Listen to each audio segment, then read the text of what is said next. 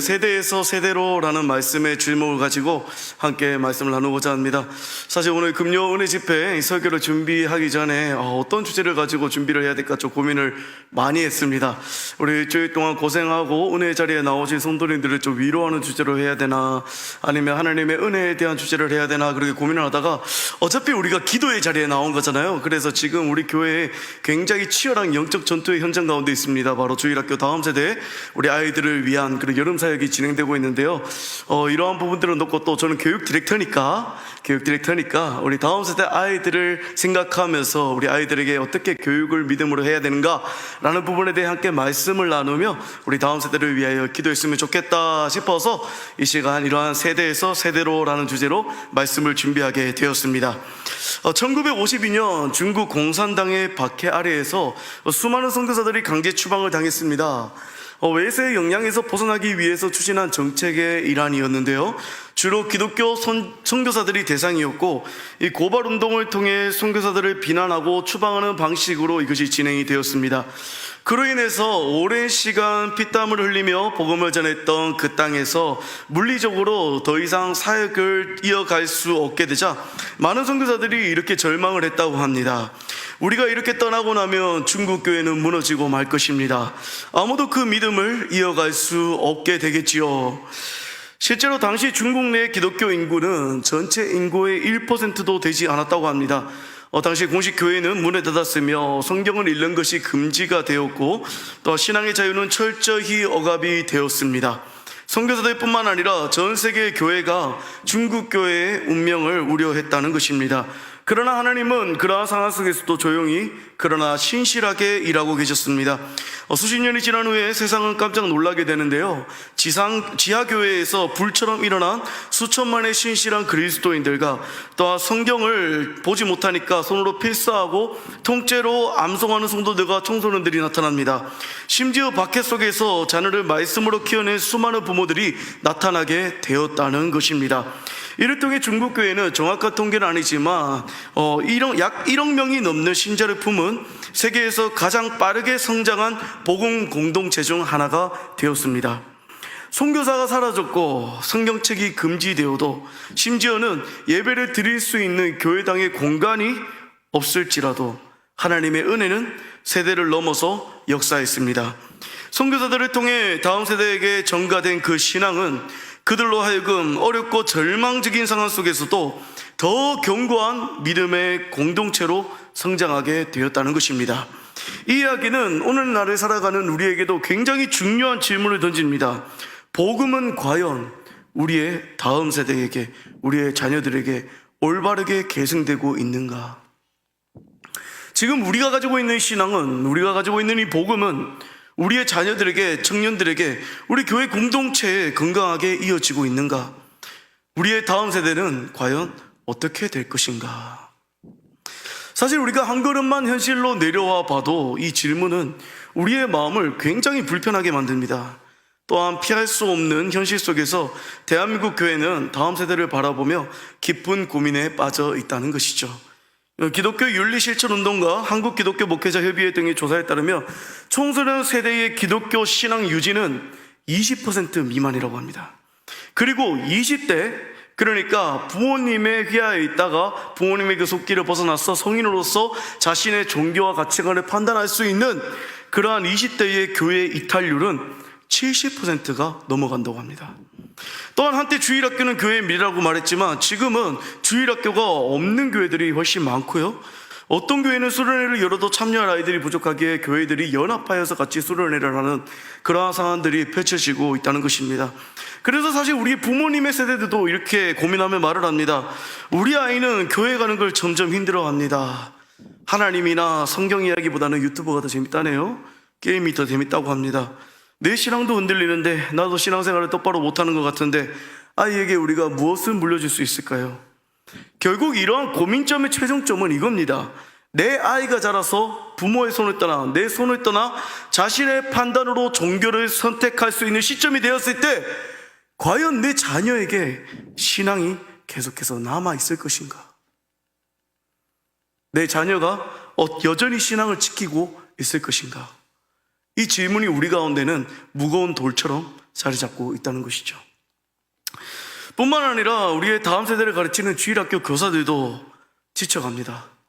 우리 주일학교 선생님들 보시면 좀 많이 격려해 주시고 마실 것도 좀 많이 사주시고 좀 응원을 해주시면 좋겠습니다. 매주 공과를 열심히 준비하면서 아이들을 위하여 기도하고 예배를 섬깁니다. 그런데 이 공과를 진행하는 것을 보면 아이들의 집중은 점점 짧아지고요, 반응은 미지근하거나 혹은 거의 없습니다. 아이들의 반응을 보면 시체입니다. 얘들이 살아있는 애들이 아니에요. 교회 바깥 문화는 너무 자극적이며 강렬합니다. 그래서 하나님의 말씀보다는 이 아이들이 이미 노출되어 있는 스마트폰이나 이런 여러 문화들에 더 관심이 많다는 거죠. 그러다 보니 우리 주일학교 교사 선생님들에게 때로는 나 정말 무력하구나, 내가 할 수 있는 게 없구나 라는 느낌을 주기가 어려워 점점 아이들 앞에서 위축되는 것이 지금 현 시대의 주일학교를 섬기는 선생님들의 현실이라는 것입니다. 심지어 어떤 성도님들은 이렇게 우리에게 말하기도 합니다. 나는 아이가 없습니다. 또 나는 교사도 아니죠. 그러니 다음 세대 사역과 내가 무슨 상관이 있나요? 하지만 정말 그럴까요? 오늘 본문인 시편 78편에서는 이런 현실 앞에 있는 우리 모두에게 하나님의 분명한 메시지를 들려주고 있다는 것입니다. 하나님께서는 오늘 이스라엘 백성들에게 명령하십니다. 너희가 들은 말씀과 내가 너희에게 행한 일들을 숨기지 말고 너희 자녀들에게, 너희들의 다음 세대에게 분명하게 전하라 라고 말씀하고 계신다는 것입니다. 이 명령은 단지 부모님이나 혹은 부서를 섬기는, 주일학교를 섬기는 교사에게만 주어진 것이 아닙니다. 이스라엘 전체 회중, 즉 공동체 전체에게 하나님이 어떤 분이신지를 세대에서 세대로 증거하라는 복음적 부르심이라는 것이죠. 더 나아가서 이 부르심은 다음 세대를 향한 단순한 교육적인 책임이 아니라 복음이 세대를 이어 살아 움직이고 역사하게 하시는 하나님의 은혜에 너희들이 모두 함께 참여해라 라는 명령이 오늘 본문의 말씀이라는 것입니다. 특별히 오늘 본문의 말씀에서는 이러한 이스라엘의 어떤 실패조차도 숨기지 않는 것을 우리가 볼 수 있습니다. 과거 조상들이 하나님의 말씀을 잊어버리고 마음이 정직하지 못하여서 하나님께 충성하지 않았던 완고하고 패역한 세대가 있었음을 분명하게 이야기를 하죠. 그럼에도 불구하고 하나님은 또다시 다음 세대를 향해 은혜를 예비하시고 다시 시작하게끔 하신다는 것입니다. 오늘 우리는 이 말씀 앞에서 굉장히 중요한 사실을 하나 발견할 수 있어야 합니다. 우리의 부족함에도 불구하고 하나님은 세대를 넘어 그분의 은혜를 계속 이루어 가신다는 것과 그 일을 위해 오늘 이 자리에 있는 우리를 사용하시기를 원하신다는 것입니다. 그렇게 오늘 저녁에 우리가 함께 나눈 말씀은 단지 자녀의 신앙을 위한 부모 교육 세미나가 아닙니다. 또한 교사들을 향한 어떤 가르침도 아니고요, 하나님 앞에서는 우리 모두를 향한 복음의 그 부르심 앞에서 함께 이 말씀을 나누고자 하는 것입니다. 우리는 다음 세대에게 하나님의 영광과 기이한 사적과 그리고 예수 그리스도의 구속의 은혜를 전할 사명을 받은 사람들입니다. 우리 또한 우리의 이전 세대에게는 다음 세대였습니다. 이전 세대가 신앙을 전수해야 할 사명을 충분히 감당했기에 우리가 여기 이 자리까지 올 수 있었다는 것입니다. 오늘 이 밤 하나님께서는 이 시편의 말씀을 통해 다음 세대를 위하여 우리를 다시 세워가실 줄 믿습니다. 다음 세대가 무너져가는 것처럼 보일지라도 하나님은 결코 그의 역사를 멈추지 않으십니다. 지금도 하나님께서는 세대에서 세대로, 은혜에서 은혜로 복음의 이야기를 이어가십니다. 그리고 그러한 복음의 이야기를 이어나가는 도구로서 우리를 오늘 이 자리에 불러 모아 주셨다는 것입니다.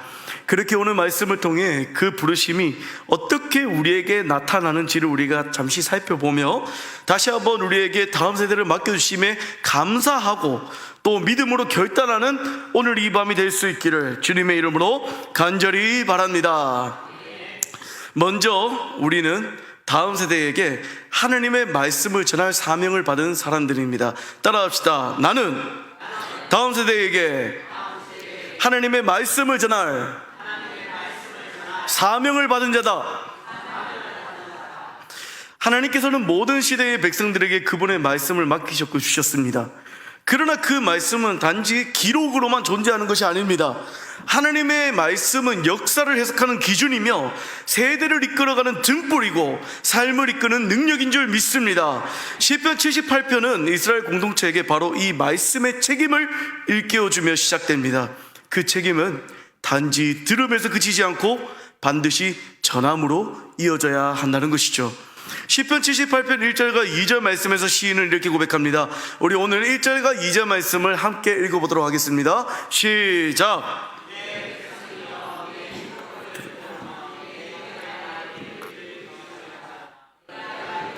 비유로 말하며 예로부터 감추어졌던 것을 드러내려 하니. 아멘. 여기서 시인은 하나님의 율법, 즉 토라, 하나님의 계시된 말씀을 들으라라고 명령을 하죠. 히브리어에서 이 듣는다라는 것은 단순한 청취의 개념을 뛰어넘어 순종과 행동으로 연결되는 책임 있는 반응을 포함합니다. 다시 말해서 하나님의 말씀은 우리가 단지 지식적으로 관념적으로 받아들이는 것이 아니라 우리의 삶을 변화시키는 능력으로 받아들여야 한다는 것입니다. 그리고 이 말씀을 받은 자들에게는 사명이 주어지는데요, 시인은 곧바로 이렇게 이어 4절에서 이렇게 말합니다. 우리가 이를 그들의 자손에게 숨기지 아니하고 하나님의 영예와 그의 능력과 그의 행하신 기이한 사적을 후대에 전하리로다. 아멘. 하나님이 어떤 분이신지를 들은 자는 그 말씀을 다음 세대에게 감추지 말고 전해야 한다라는 부르심을 받았다라는 겁니다. 여기서 핵심 동사는 숨기지 아니하고와 전하리로다 합니다. 이것이 바로 오늘 우리가 함께 붙들고자 하는 메시지이기도 합니다. 하나님의 말씀을 우리 모두는 받았습니다. 하나님의 복음을 받은 자들입니다. 그렇다면 동시에 이 말씀을 받은 자로서 그 말씀을 다음 세대에게 전할 사명을 받은 자들이 바로 이 자리에 앉아있는 우리 모두임을 믿습니다. 여러분, 이 사명은요, 이 다음 세대에게 말씀을 증거해야 되고 하나님의 그 복음의 역사와 하나님께서 우리의 삶 속에 역사하시는, 일하시는 그런 능력들을 증거해야 되는 그 사명은요, 선택의 여지가 아닙니다. 선택되는 것이 아니라는 거예요. 신앙의 계대의 세상은 한두 사람의 열정이나 프로그램으로 되는 것이 아닙니다. 하나님의 백성이라면 누구나, 말씀을 들은 자라면 누구나 그 말씀을 전할 사명을 함께 짊어져야 한다는 것이죠. 오늘날 많은 성도들이 다음 세대에 대하여 무관심하거나 혹은 회피하는 경향들이 있습니다. 나는 부모가 아니라서, 나는 교사가 아니라서, 나는 그 분야의 은사가 없어서. 하지만 성경은 그렇게 우리에게 이야기해주고 있지 않습니다. 말씀을 들은 모든 자가 중요합니다. 모든 자에게는 다음 세대에게 어떠한 방법으로든 말씀을 전할 책임이 있다는 것입니다. 이스라엘 공동체는 말씀을 전하는 것이 단지 교사의 일이 아니라 공동체 전체의 거룩한 책임임을 알고 있었습니다. 그래서 부모 세대는 자녀의 세대에게, 할아버지 할머니의 세대는 손자 손녀에게, 장로님들은 청년들에게, 다음 세대 아이들에게, 제사장, 특별히 이 시대 속에서 목회자는 회중에게 말씀을 전달했다는 것이죠. 그래서 이스라엘은 공동체 전체가 말씀을 기억하는 사회가 되었습니다. 오늘날 한국교회는 급격히 세속화된 문화 속에서 놓여 있습니다. 자녀들은 스마트폰과 미디어의 영향 아래서 자랍니다. 예전에는 자녀들에게 스마트폰을 고등학교 들어가면 사주겠다라고 당당하게 이야기할 수 있었습니다. 그런데 지금은 그게 불가능한 시대가 되었죠. 저도 자녀가 있지만 초등학교 1학년만 되어도 주변에 핸드폰을 안 가지고 있는 애들이 없습니다. 핸드폰이 없으면 이상한 애가 되어버려요. 그런 상황 속에서 내 아이에게는 절대 핸드폰을 사주지 않겠다? 내 아이에게는 절대 미디어를 보여주지 않겠다? 그러면 그 아이는 그냥 학교에 안 보내고 내가 집에서 홈스쿨링을 하겠다라는 결단인 거예요. 그런 시대가 되어버렸습니다. 온갖 SNS와 유튜브에서 마치 이것이 진리인 것처럼, 야, 네 인생의 가치는 그런 거야. 야, 너의 정체성은 사실 성경에서 말하는 것처럼 그런 것들이 아니고 수많은 것들이 있어 라고 말해줍니다. 그런 문화 속에서 우리가 복음을 전한다는 것은 이제는 정말 단지 정보를 전달하는 것, 이론적인 부분만으로는 가능하지가 않다는 것이죠. 정말 말씀이 내 삶 속에 살아 움직이는 그러한 경험, 정말 부모의 세대 속에서 삶 속에서 체화된 하나님의 이야기를 자녀들에게 나누어주는 거, 내 삶 속에서 역사하신 하나님이 너의 삶 속에서 이렇게 역사하셨으면 좋겠다, 이런 믿음의 고백을 아이들에게 수시로 해주면서 이 아이들이 아 그렇구나, 하나님이 그렇게 살아계신 분이시구나, 하나님 그렇게 삶 속에서 진짜로 역사하시는 분이시네 라는 것들을 느낄 수 있도록 우리가 교육하는 게 다음 세대의 심령에 복음을 새길 수 있는 이 시대 속에서 유일한 길이라는 것이죠. 어느 미국의 기독교 작가는 이런 말을 했습니다. 하나님의 말씀을 한 세대가 있는 데는 단 하루도 걸리지 않는다. 하지만 그 말씀을 다음 세대에게 새기는 데는 평생이 걸린다. 너무 무서운 말 아닙니까? 이 말은 말씀을 전하는 사명은 철저히 의도적이어야 한다는 것을 이야기합니다. 그저 아이들이 교회에 다니면 되겠지라는 수준으로 이제는 둬서는 안 된다는 거예요. 부모와 교회와 우리 성도들이 함께 먼저 말씀을 전하기 위하여 깨어 있어야 되고, 또한 그 말씀을 삶으로 녹여내어서 우리의 삶을 통해 아이들에게 증거할 수 있는 그런 모습이 이제는 실천적으로 나타나야 한다는 것입니다. 지금 우리의 현실은 어떻습니까? 많은 가정에서 성경은 장식품처럼 책장에만 꽂혀 있고, 주일 예배 외에는, 우리 교회에 나오는 시간 외에는 말씀이 가정에서 등장하지 않는 그러한 때가 많습니다. 주일 외에는 집에서나 어디에서든 말씀을 아이들이 못 찾도록 꽁꽁 숨겨놔요. 꽁꽁 숨겨놨다가 주일만 되면 짠 하고 성경책이 어디서 나타납니다. 성경을 읽어주지 않고요, 기도하지 않고요, 예배하지 않으면서 우리는 아이들에게 신앙이 계승되기를 바라고 있습니다. 하지만 오늘 시편 기자는 말합니다. 숨기지 말라, 전하라. 여호와의 영예와 능력과 기이한 사적을 후대에게 말하라. 우리 같이 한번 읽어볼까요? 숨기지 말라. 시작.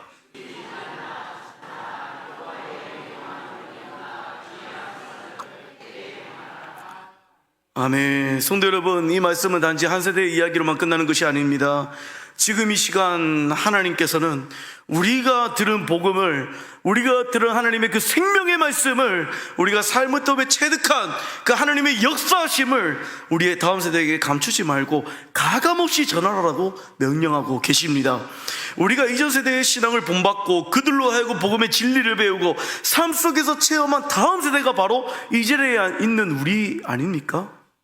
그렇다면 최소 이 자리, 이 기도의 자리, 은혜의 자리에 있는 여러분들은, 우리 작년 세대의 성도님들은 하나님의 그 영광을 경험한 자들이라는 것이죠.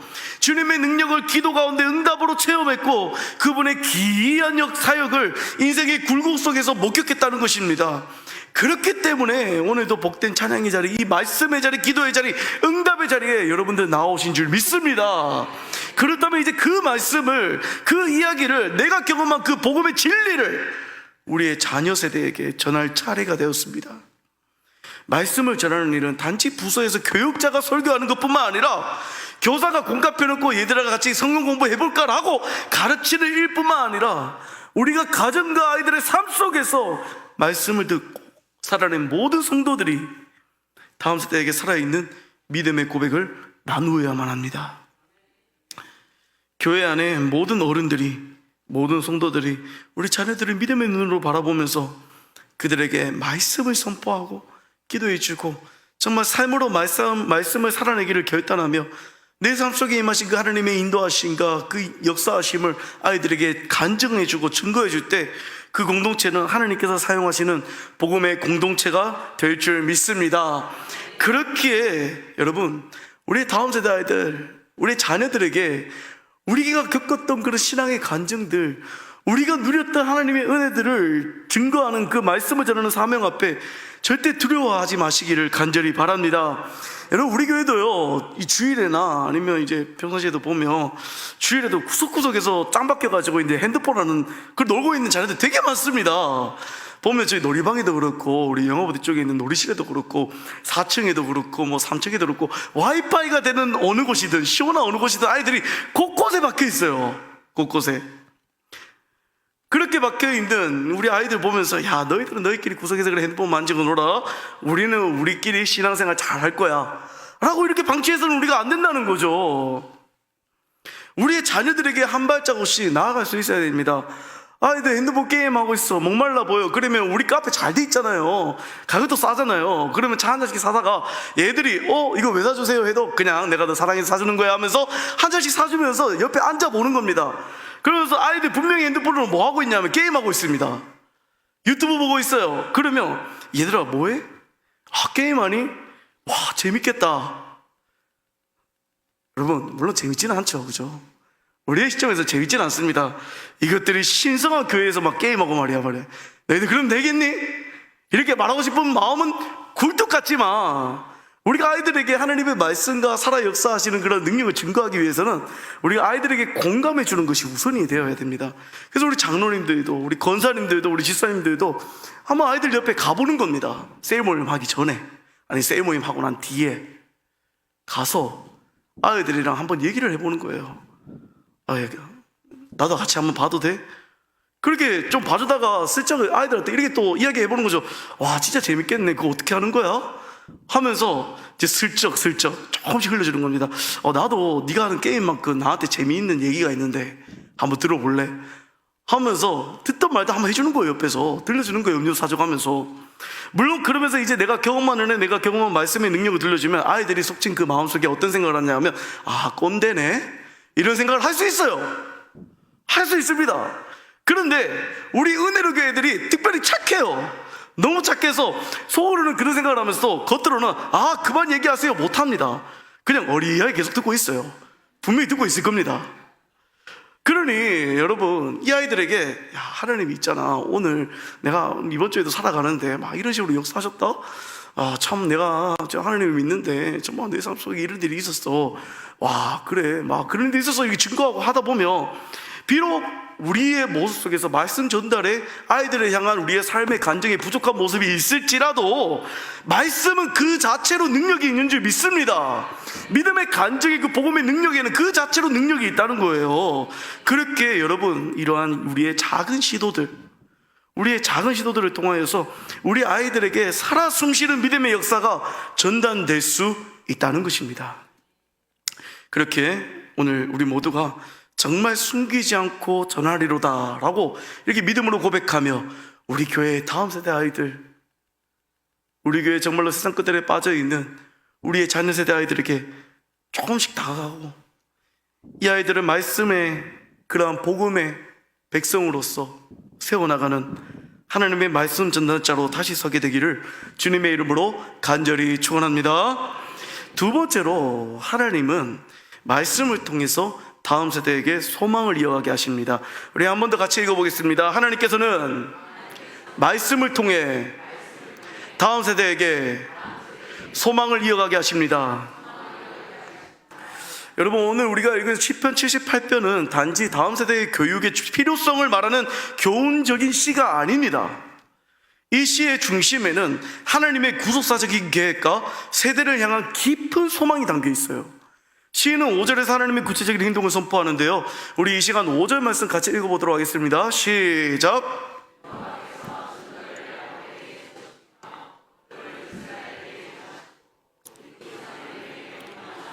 그들의 자손에게 알리라 하셨으니. 아멘. 여기서 증거를 세우시고 율법을 두셨다라는 말은 하나님께서 자신의 뜻을 명확히 드러내셨을 뿐만 아니라 그것을 세대 간에 전승될 수 있도록 제도화하셨다는 것을 의미합니다.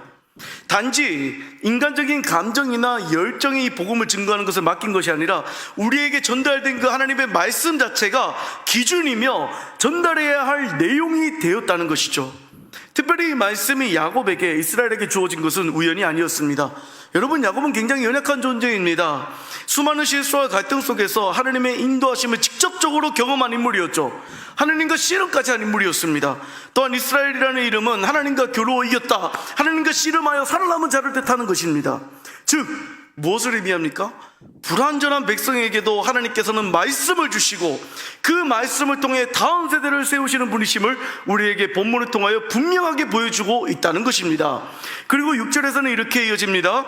이는 그들로 후대 곧 태어날 자손에게 이를 알게 하고 그들은 일어나 그들의 자손에게 일러서. 아멘. 이 구절은 이 말씀의 전수함이 단회적인 사건이 아니고 세대를 거듭하여 이어지는 살아있는 사명인 것을 보여줍니다. 한 세대가 다음 세대에게 말씀을 전하고 그 말씀을 증거함 받은 그 다음 세대가 또다시 그 다음 세대에게 전하는 영적 계보와 순환의 구조가 이 본문 속에서 설정이 되어 있다는 것이죠. 이것이 하나님의 방식입니다. 하나님은 말씀을 통하여 한 세대만이 아닌 모든 세대를 향한 복음의 흐름을 만들어 가십니다. 그리고 그 목적이 오늘 7절에서 분명하게 드러나는데요, 우리 7절 말씀을 한 번 더 읽겠습니다. 시작. 하나님께 두며 하나님께서 행하신 일을 잊지 아니하고 오직 그의 계명을 지켜서. 아멘. 하나님이 말씀을 주시고 부모와 조상에게 후대에게 전하라고 명하신 그 이유는 단 하나입니다. 우리의 자녀들이, 우리 교회 주일학교 다음 세대가 사람이나 세상의 법적 제도에 소망을 두는 것이 아니라 오직 우리의 삶을 인도하시는 그 하나님께 소망을 두게 하시려는 것입니다. 이 말씀이 오늘 우리에게 깊은 감동으로 다가오는 이유가 무엇입니까? 그것은 하나님께서도 죽은 하나님이 아니고 단순히 말씀 속에서만 거하시는 하나님이 아니고 여전히 이 시대에서도 동일하게 우리 가운데 일하고 계신다는 것을 보여주기 때문이에요. 세상은 점점 하나님을 부정하고 신앙의 위기를 맞이한 것처럼 보입니다. 우리의 다음 세대 아이들에게 한번 물어보십시오. 너희들 학교 가서 교회 다니는 거 밝힐 수 있는 애들 한번 손 들어봐. 너희 학교에, 학원에 너희들 교회 다니는 거 아는 친구들 손 들어봐봐.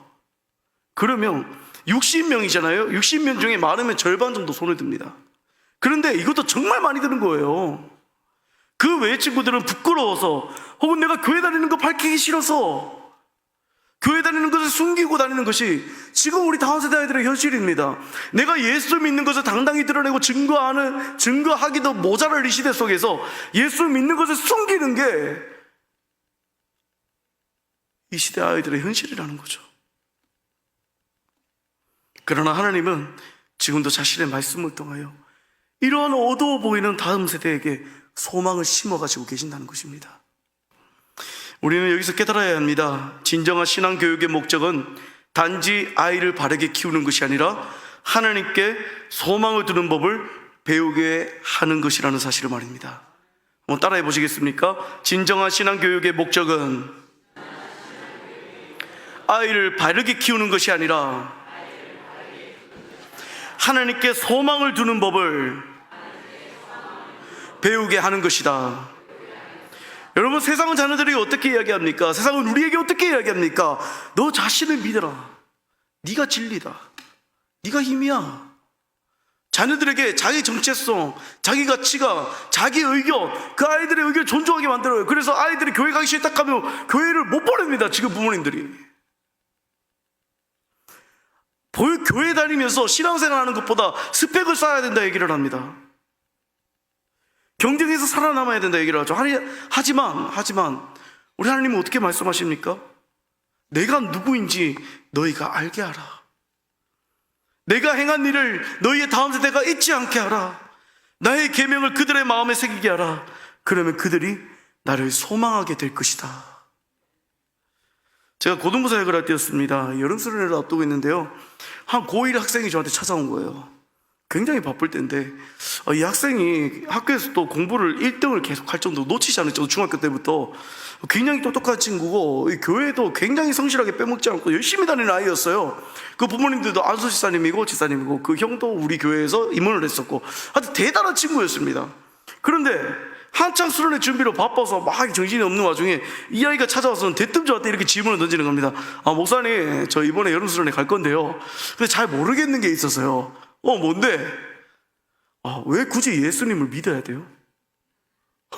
저는 그냥 부모님이 교회 안 가면 혼내니까 교회 와요. 와, 이 말을 듣는데요, 가슴이 철렁 내려왔습니다. 여러분, 정말 뛰어나고 신앙이 좋은 것 같이 보이는 아이였는데 그냥 부모님 말씀을 잘 듣는 아이였던 거예요.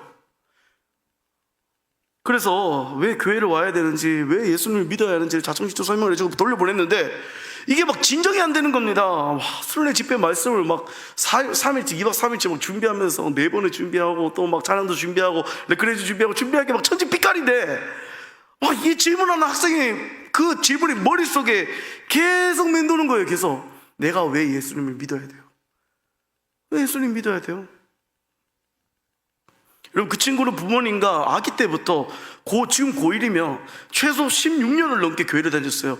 그러면 그동안 들었던 하나님의 말씀 설교가 몇 판일까요? 영화부 유치부를 빼놓고서라도 유년부 소년부부터 하면 최소 몇천 편의 설교를 들었을 텐데, 그렇게 오랜 기간 동안 교회를 다녔을 텐데도 하나님의 말씀을, 복음을 정말 그 마음으로 받아들인 적이 없는 거예요.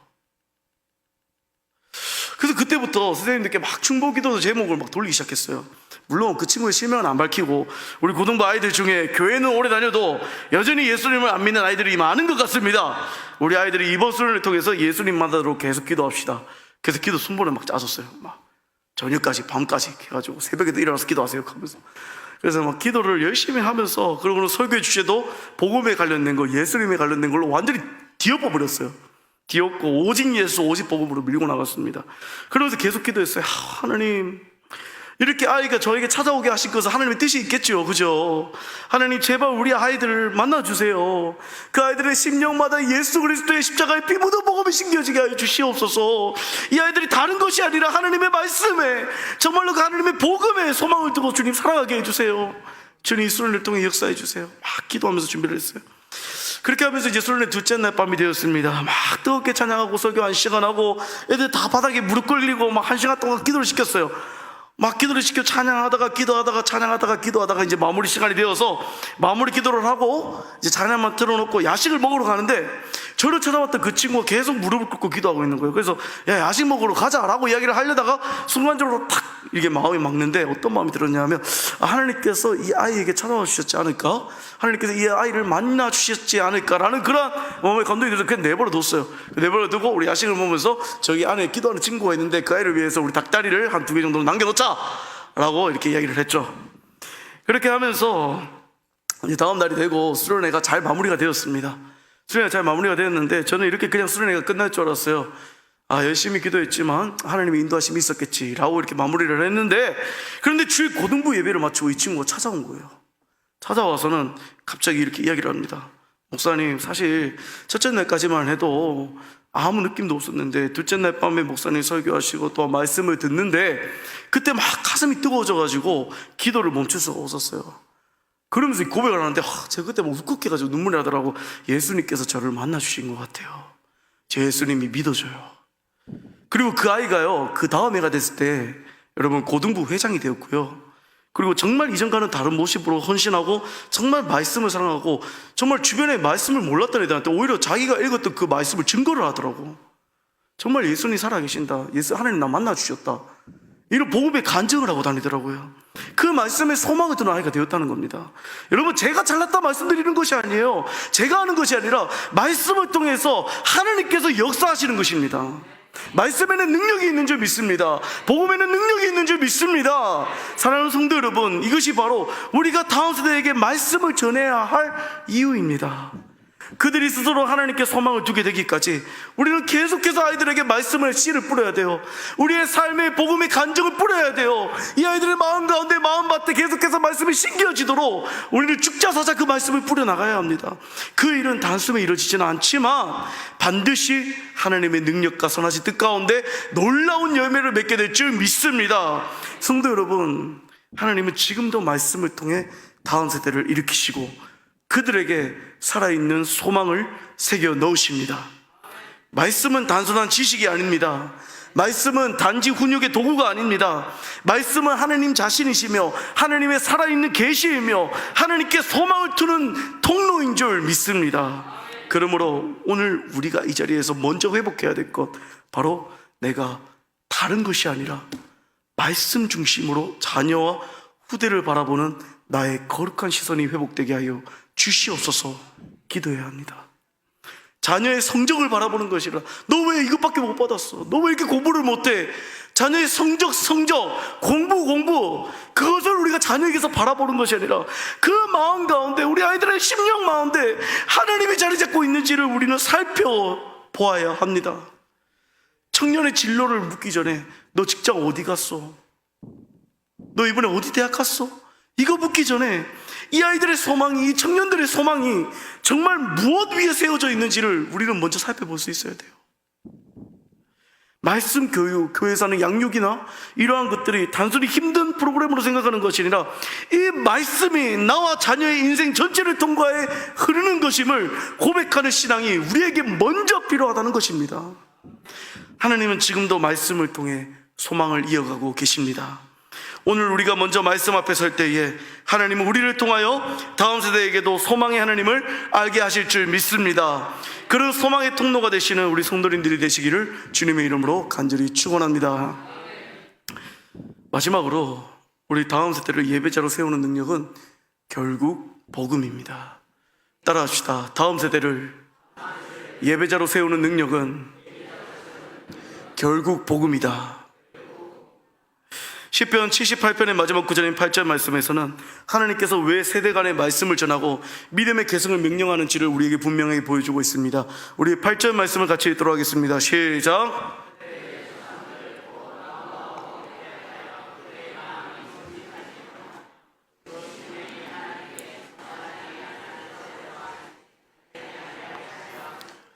아멘. 이 구절은 말씀 전서의 목적이 단지 지식 전달에 그치는 것이 아니라 삶의 방향 전체를 바꾸는 복음의 능력을 경험하게 하려는 것임을 우리에게 말해줍니다. 하나님은 다음 세대가 과거 세대의 실패를 반복하지 않기를 원하셨습니다. 과거 이스라엘의 조상들은 마음이 완고했으며 하나님의 말씀을 따르지 않았고 결국 그 삶은 하나님 앞에서 정직하지 못했습니다. 그러나 하나님께서는 그 실패에 머무르지 않으셨으며 새로운 세대를 예배자로 세우기를 원하셨다는 것이죠. 이 말씀에서는 두 가지가 분명하게 드러납니다. 첫째로 하나님은 역사 속에서 반복되는 그 불순종의 패턴을 끊고자 하셨다는 것입니다. 또한 둘째로 그 끊어냄은 우리의 단순한 결심이 아니라 복음의 능력으로만 가능하다는 사실입니다. 그렇다면 우리의 다음 세대가 하나님 앞에서 어떻게 참된 예배자로 세워질 수 있을까요? 그의 답은 계속해서 반복해서 말씀드리지만 바로 복음입니다. 이스라엘의 과거 세대가 실패한 이유는 율법을 몰라서가 아닙니다. 이스라엘 백성들은 지금 이 시대를 살아가는 우리보다 하나님의 율법 말씀에 대해 더 잘 알았습니다. 하나님께 그 계시를 직접 받은, 직통 계시를 받은 사람들입니다. 그러나 이들이 실패한 이유는 정말 율법을 몰라서가 아니라 하나님의 마음을 잃어버렸기 때문이에요. 말씀은 들었지만 그 말씀을 살아계신 나를 향한 그 하나님의 초청으로 받아들이지 않았고, 제사는 드렸지만 그 삶은 하나님과 동행하지 않았습니다. 그러나 여러분, 복음은 다릅니다. 이제 이 시대 속에서 우리에게 주어진, 우리의 다음 세대에게 접받을 이 복음은 무엇입니까? 단지 하나님을 알아야 한다가 아니고 하나님이 당신을 먼저 하셨고 하나님이 당신을 먼저 사랑하셨다고 말하는 것이 복음입니다.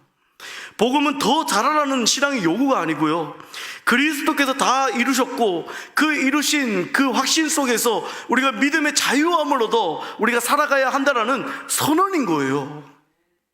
그리고 그 복음을 받아들인 자는 하나님 앞에 자연스럽게 예배자로서 반응하게 될 수 있게 됩니다.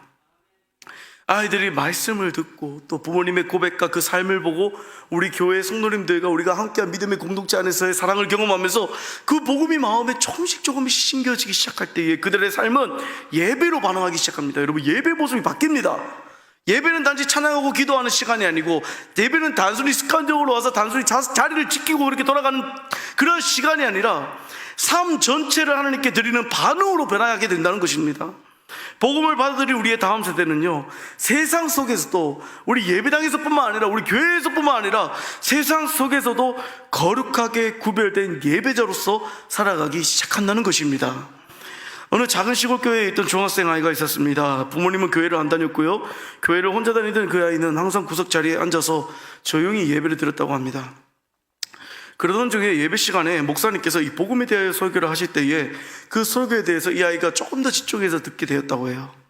하나님은 당신을 사랑하십니다. 당신의 상황과 당신의 가정과 당신의 환경보다 더 크신 하나님께서 당신을 보고 계시며 그런 당신을 위하여 이 땅에 예수 그리스도를 보내주셨습니다. 그리고 죄없으신 예수님께서 다른 누구도 아닌 당신의 죄를 대신해 십자가에 죽어주셨고 부활승천하셔서 지금도 보좌 우편에서 당신을 위하여 중보하고 계십니다. 그 예수 그리스도께서 당신의 왕이 되시고 메시아가 되시고 그리스도가 되십니다 라는 이러한 복음의 증거, 복음의 말씀, 어쩌면 매번 교회에서 들었을 그 복음이 그 날짜라 우리 아이의 심령 속에 강하게 박히기 시작했다는 거예요. 그리고 그 아이가 겪고 있었던 가정의 문제와 교회 가는 것에 반대하는 부모의 압박과 여러 상황으로 단단해져 있었던 그 마음속 응어리가 팍 깨지면서 눈물이 나기 시작합니다. 그리고는 예배 시간 내내 복음의 은혜를 경험하고 울어버린 거예요. 계속 엉엉 울다가 예배가 끝나는 목사님을 찾아간 아이는 이렇게 고백합니다. 저는 이제 어떤 상황 속에서도 포기하지 않겠습니다. 나를 대신에 십자가에서 죽으신 그 예수님의 은혜를 생각하며 교회에서뿐만 아니라 어디에 있든 하나님께서 기뻐하시는 모습으로 살 겁니다. 여러분, 이것이 복음이 세운 예배자의 삶입니다. 단순히 교회에 와서 자리에 앉아서 예배 시간에 찬양을 부르고 기도하고 말씀 읽고 설교를 들을 때만 우리가 예배하는 거라 느끼는 것이 아니고 우리의 삶 전체가 하나님의 주권 아래에 놓이고 모든 것이 하나님께 드려지기를 원하는 상태, 그것이 바로 복음이 만든 예배자로서의 변화인 것입니다. 우리가 말씀을 전하고 그 말씀 속에 있는 복음을 나누는 이유는 우리의 다음 세대가 착한 사람이 되게 하려는 것이 아닙니다. 그들이 하나님을 예배하는 자가 되게 하려는 것입니다. 여러분, 예배자는 세상을 이깁니다. 예배자는 삶의 고난 속에서도 소망을 붙듭니다. 또한 예배자는 하나님의 나라를 세상 속에 드러내는 존재입니다. 그리고 하나님께서는 지금도 다음 세대를 예배자로 세우시기를 원하십니다. 그 일을 우리를 통해 이루시기를 원하신다는 것입니다. 이제 우리는 다시 스스로에게 질문해 볼 수 있어야 합니다. 우리의 자녀는 하나님을 예배하는 예배자로 살아가고 있습니까? 우리는 삶의 번호로 그들에게 예배의 모습을 보여주고 있습니까? 우리는 예배로 부름받은 공동체로서 아이들에게 복음을, 하나님의 사랑을 전하고 있습니까?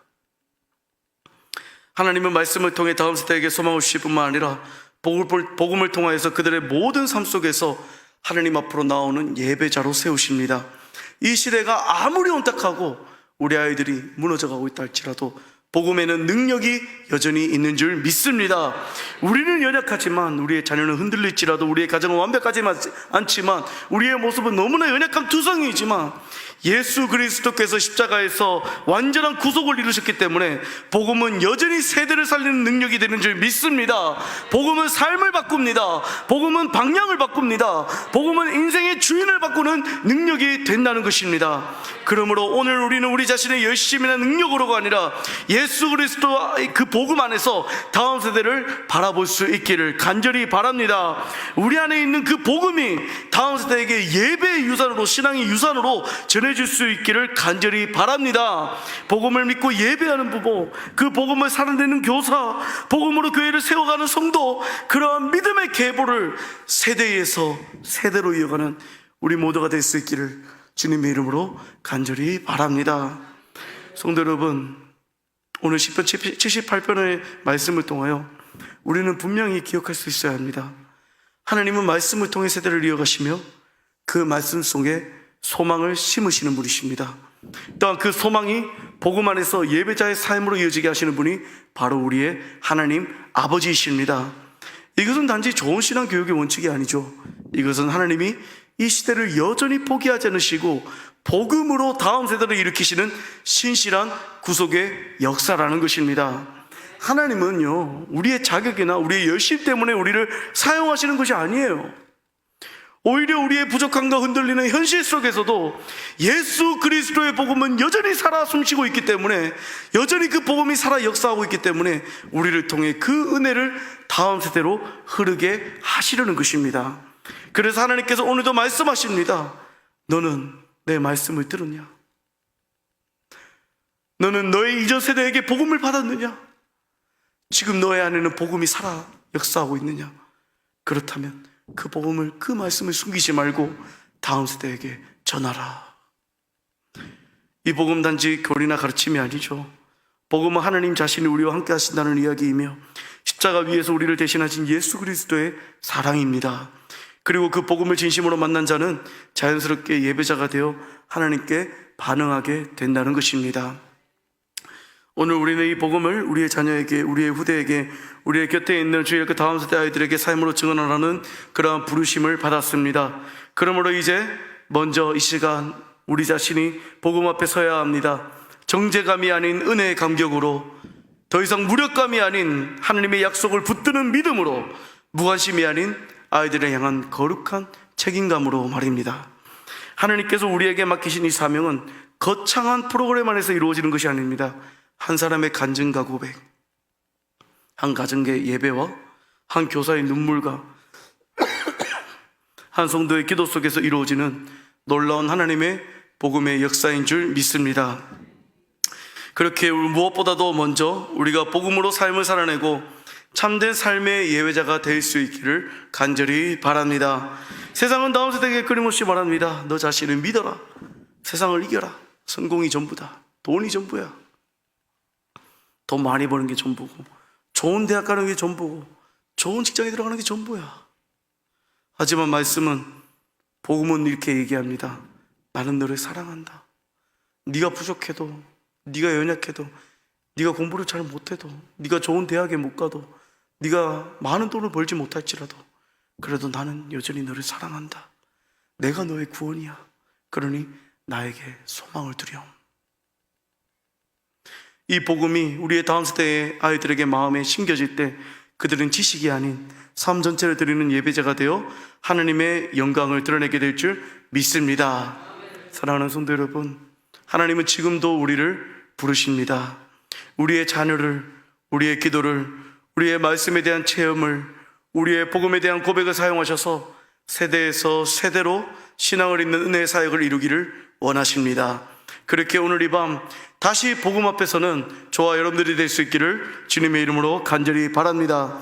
그리고 담대하게 고백합시다. 따라해 주실까요? 주님, 제가 들었고 제가 받았고 제가 믿는 이 복음을 숨기지 않고 전하겠습니다. 주님의 영광을 우리의 다음 세대에게 전하겠습니다. 아멘. 이 고백 위에 하나님께서 은혜를 더하시고 우리 은혜로 교회와 다음 세대에게 하나님의 놀라운 소망이 이어지게 하실 줄 믿습니다.